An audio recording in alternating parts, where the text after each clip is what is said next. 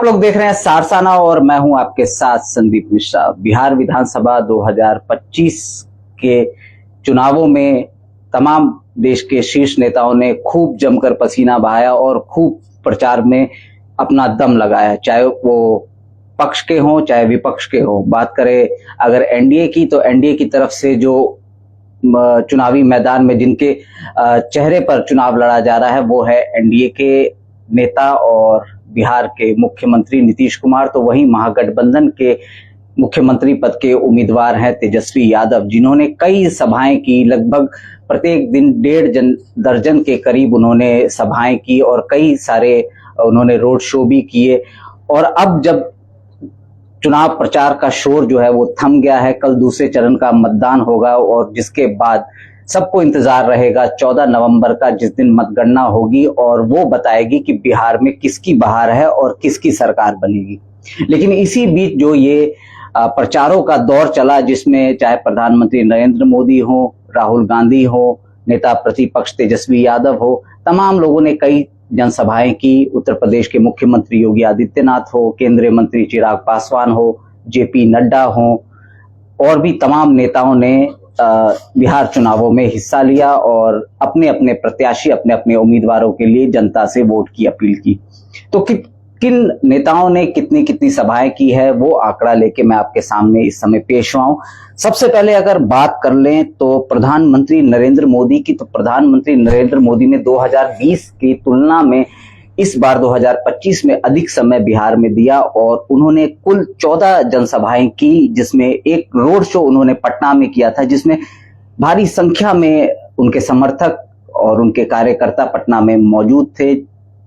वहीं अगर बात करें बिहार के मुख्यमंत्री नीतीश कुमार की, तो नीतीश कुमार ने 84 जनसभाएं की और कई जो उन्होंने हवाई मार्ग से भी वो सभाओं तक पहुंचे और सड़क मार्ग से भी लगभग 1000 किलोमीटर का उन्होंने सड़क मार्ग से जो है वो यात्रा तय की इस दौरान प्रचार में। तो वहीं अगर महागठबंधन की बात करें तो जब से चुनावों का ऐलान हुआ था तो उसके बाद से पहले राहुल गांधी द्वारा जिस तरह से वोटर अधिकार रैली हुई, उसके बाद तेजस्वी यादव ने बिहार अधिकार रैली की। तो वहीं अगर बात कर ले जो नेता प्रतिपक्ष हैं, सबसे अधिक उन्होंने जनसभाएं की हैं, लगभग 179 के करीब उन्होंने जनसभाएं की है, जिसमें कई उन्होंने हवाई मार्ग से और कई जो है उन्होंने सड़क मार्ग से वो तय किए। वहीं बात कर ले राहुल गांधी की, लोकसभा में नेता प्रतिपक्ष और कांग्रेस के नेता राहुल गांधी ने 16 सभाओं को संबोधित किया, जिसमें उन्होंने अपने कांग्रेस के प्रत्याशी और साथ ही साथ महागठबंधन के प्रत्याशियों के लिए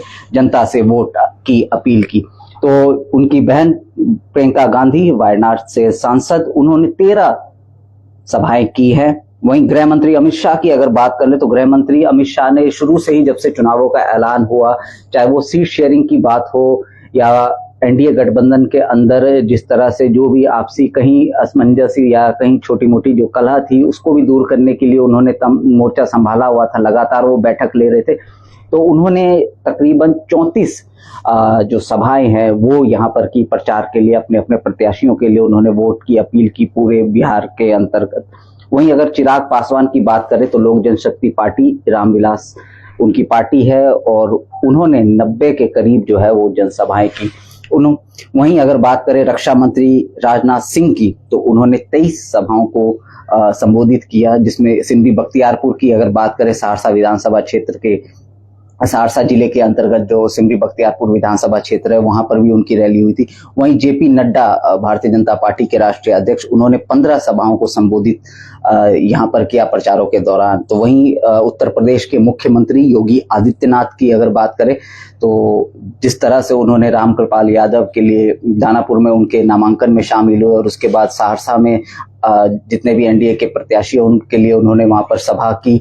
तो उन्होंने अगर बात करें तो 30 जनसभाएं उनके द्वारा की गई है। उत्तर प्रदेश के मुख्यमंत्री योगी आदित्यनाथ कई सारे बयानों को लेकर के, चुनावी जो दौर था उस पर कई उनकी जो बयान थे और जिस तरह से वो तंज कस रहे थे उसकी काफी लोगों ने सराहना भी की और कई लोगों को उसमें थोड़ी दिक्कत भी आई, लेकिन उनके बयानों की चर्चा इस चुनावों के दौरान काफी ज्यादा हुई। तो वहीं अगर बात करें हम पार्टी की, जो कि जीतन राम मांझी की पार्टी है, तो उनके जो प्रमुख है जीतन राम मांझी ने, उन्होंने 50 के तकरीबन जो है वो सभाएं की। वहीं आरएलएम पार्टी के प्रमुख उपेंद्र कुशवाहा, उन्होंने 46 जनसभाएं की है। तो अब जब प्रचारों का दौर थम गया है और कल दूसरे चरण का मतदान होगा, 122 सीटों पर कल मतदान होगा और बिहार के 20 जिलों की 122 सीटों पर मतदाता ये तय करेंगे कि उनके विधानसभा से विधायक कौन होगा और किसके भविष्य का फैसला कल ईवीएम में बंद होगा। तो इंतजार रहेगा 14 नवंबर का, जिस दिन नतीजे आएंगे। तमाम खबरों पर हमारी नजर बनी रहेगी और सबसे तेज नतीजे, चाहे वो सहरसा जिले के हों, चारों विधानसभा क्षेत्र के, या फिर बिहार के अन्य सीटों के, सबसे तेज नतीजे आप देखते रहेंगे सहरसा नाउ पर। बने रहिए हमारे साथ, देखते रहिए सहरसा नाउ। नमस्कार।